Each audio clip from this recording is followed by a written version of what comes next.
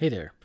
This is a screencast on making a chart of signs for a function. The purpose of a chart of signs is to provide a method of determining and reporting the sign of a function, and we'll use this extensively as we use derivatives to understand the shape of functions, and this is also helpful when we use the first derivative test or the second derivative test.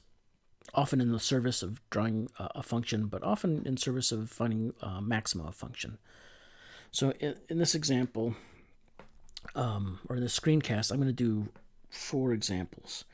And each of them are going to take a little while. Of course, you don't have to watch all of them. But they're going to go from easy to not so easy.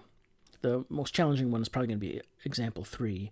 And example 4 pulls it all together to show you how the same techniques are used to find the sign of a rational function.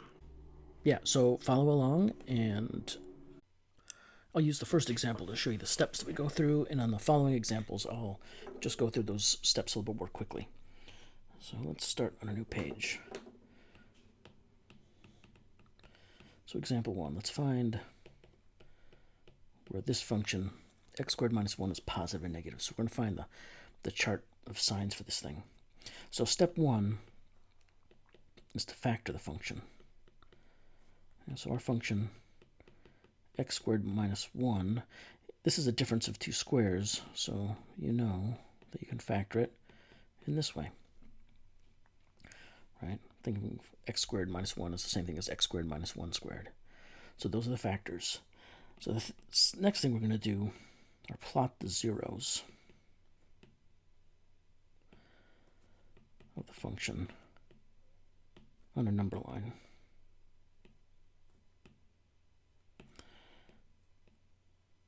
So here's my number line. So we know the zeros, looking at the factors. The first factor, x plus 1, it vanishes when x is negative 1, so that's one of the zeros. The second factor here vanishes when x equals positive 1, so that's the other factor. And this is a polynomial of degree 2, so it only has 2 zeros. So this chart is going to be the basis of what we're going to work on. So I'm going to copy it so we can reuse it. So the next thing we're going to do is check the signs of each factor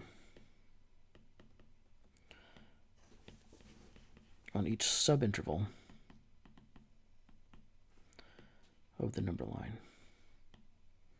So with these 2 zeros we've plotted on the number line above, we have 3 subintervals that we're going to check each factor. So an idea at work here is that factors are continuous. Okay, so they only change sign when they vanish. You can think about this as a property of the intermediate value theorem. So here's our number line. And what I'm going to do is that this is how I'm going to build my chart. I'm going to make 2 rows below this number line, 1 row for each factor. So here's my factor x plus 1, and here's my factor x minus 1. And then my chart here, each of these zeros is going to correspond or separate subintervals. They kind of make a column in the chart. So for each factor, I'm going to check its sign in each column on each subinterval. And you can do this just by plugging in a point from the subinterval. So for example, and I'll do this in a different color here. Sure, we'll do it in red. On this first subinterval, I'm going to plug in a -2. On the second subinterval, I'm going to plug in 0. And on the third subinterval, I'm going to plug in 2. And the reason I'm going to use these numbers is they're nice. You can pick anything you want, but these are just nice numbers to plug into the functions, or the factors. So for my first factor, x plus 1, I'm going to plug in -2. I get a -1. That's a minus sign, so that means this factor is negative on this whole subinterval from minus infinity to -1. Looking into the second column, or the second subinterval, I'm going to plug in 0. When I plug in 0 to x plus 1, I get 1. That's a positive number, so that means my factor is positive on that whole subinterval. And then the final subinterval, the interval from 1 to infinity, I'm going to plug in 2.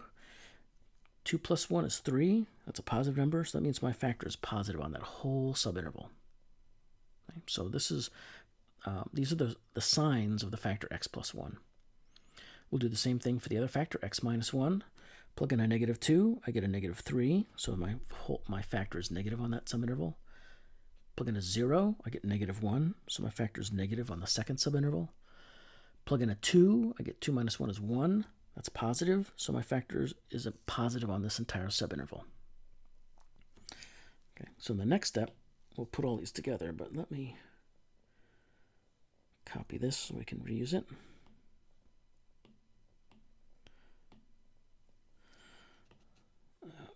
So the next step is the sign of the function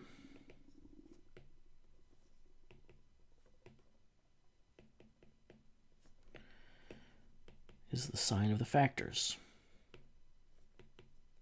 So we're going to use the sign of each of these factors to determine the sign of the function. And just remember that a positive number times a positive number is always a positive number. A positive number times a negative number is a negative number. And a negative number times a negative number is always a positive number. So we're just going to use that fact. Okay, so let's copy our chart here. Here's our chart. I don't need these numbers anymore. Now, what I'm going to do is we'll do this in another color. So I'm going to draw a line here. And my function is the product of the first row and the second row. Right? That's x squared minus 1. So on the first subinterval, from minus infinity to minus 1, my function is a negative times a negative, so it must be positive there. On the second interval, my function is a positive times a negative, that's a negative. And on the third interval, my function is the product of a positive factor and a positive factor, so it must be positive. Okay, so this right here is the chart of signs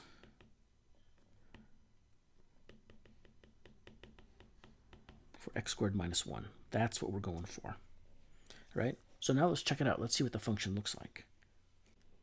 So let me paste a graph of the function I've made in here.